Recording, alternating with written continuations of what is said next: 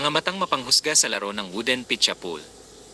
Ang laro ng Wooden Pitcha Pool ay hindi lamang tungkol sa tamang lakas, wastong tantya, at galing sa pagtira sa pamato. Ito rin ay nagsisilbing salamin ng tunay na ugali ng mga taong nakapaligid sa laro. Madalas makita na habang ang isang manlalaro ay nakatuon sa kanyang laro, may mga matang palaging nakabantay, ngunit hindi upang humanga sa galing, kundi upang hanapin lamang ang anumang pagkakamali.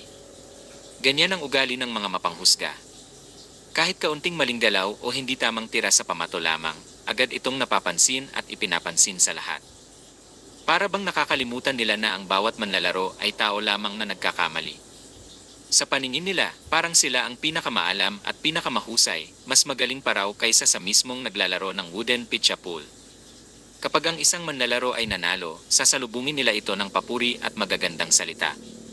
Ngunit kapag natalo o hindi naging maganda ang kanyang mga tira, agad nagbabago ang ihip ng hangin. Doon lumalabas ang kanilang tunay na ugali. Ang bait na ipinakita noong una ay parang ibinaon na lamang, at papalitan ng masasakit na salita tulad ng bulok maglaro o wala talagang alam sa Wooden Pitcha Pool. Habang ang manlalaro ay nananatiling tahimik at patuloy na nagsasanay sa tamang paraan ng pagtira sa pamato, akala ng mga mapanghusga ay sapat na ang kanilang salita upang husgahan ang kakayahan ng iba. Hindi nila naiintindihan na sa likod ng bawat laro ng Wooden Pitcha Pool ay may hirap, pagsasanay at tiyagang inilalaan. Ang pagiging mahusay sa larong ito ay hindi nasusukat sa dami ng salitang ibinabato sa kapwa, kundi sa kung paano harapin ang laro ng may respeto at katapatan.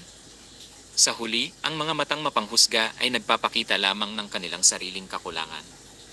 Ang tunay na nakaunawa sa Wooden Pitcha Pool ay marunong humanga sa magandang tira, pumuri sa tagumpay, at magbigay ng pagkakataon kapag may pagkukulang. Ang laro ay para sa kasiyahan at pagkatuto, hindi para maging dahilan ng panghuhusga at panlalait sa kapwa manlalaro.